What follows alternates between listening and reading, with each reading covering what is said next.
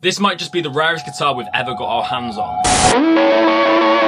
In today's episode, we look at the Marcus King ES-345. So let's get our blues hat on and get started.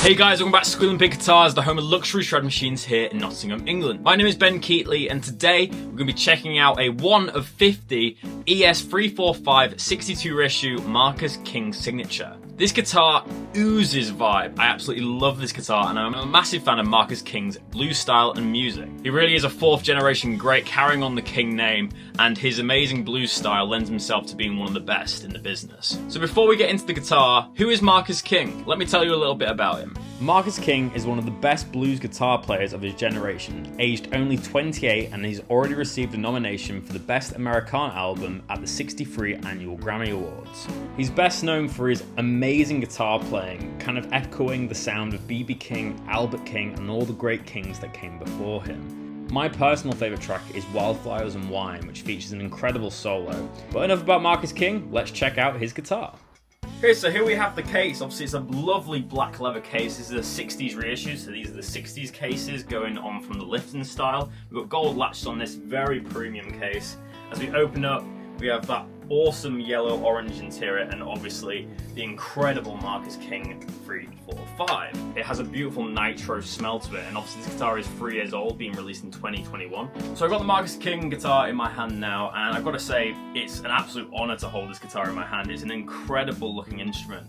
Look at the wood grain on that top. Obviously that's a maple top there, but it's plain. There's so much wood grain there with this kind of cherry aniline dye. It almost looks a little bit like flames, but not in the usual sense.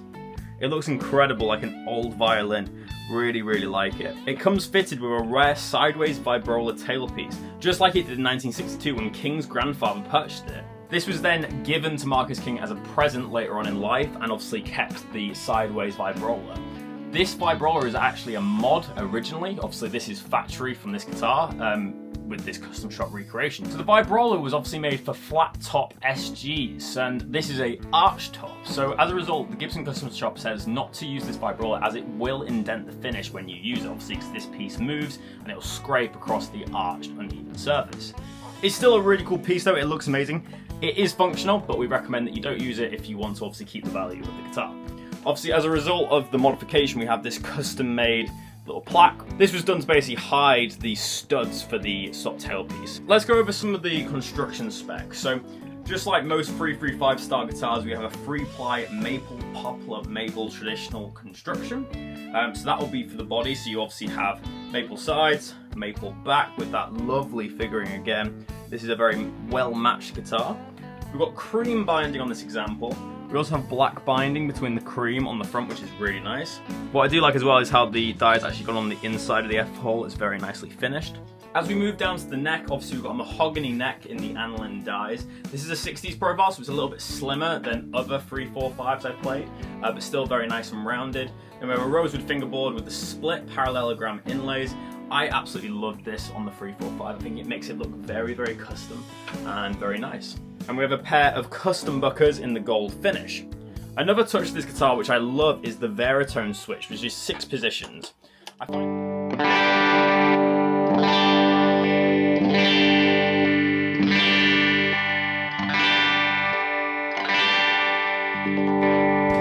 find this really useful, especially for lead guitar playing in like the blues style.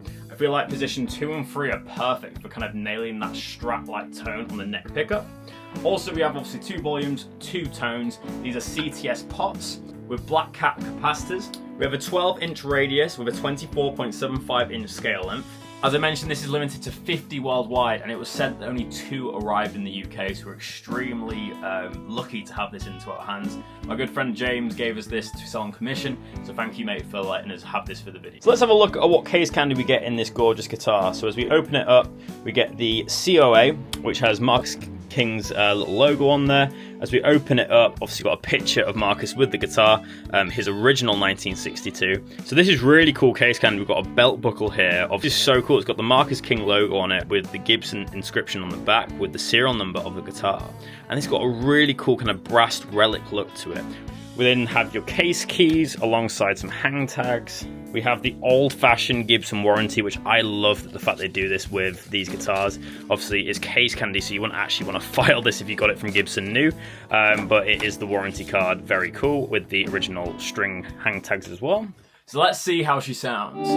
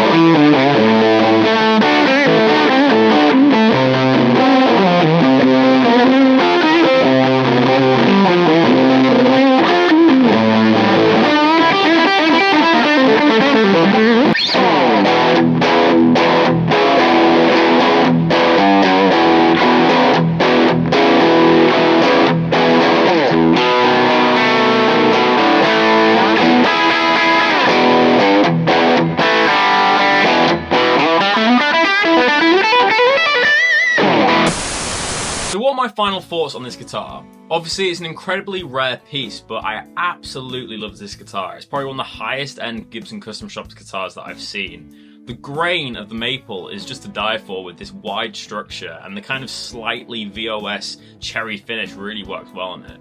Obviously this guitar's got aniline dyes all over it, so it leaks onto the binding. It just looks really authentic. I love the look of the sideways vibrola, even though it's not functional, or it shouldn't be used because it scratched the finish. I think it still adds a lot of vibe and the guitar still stays in tune well.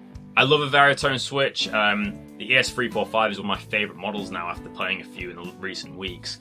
I think the first 4 positions of it are very usable. The 5 and 6 are a little bit pointless in my opinion. It goes a little bit too thin and tinny. But positions 1 is great for high gain tones. 2 is a great rhythm sound.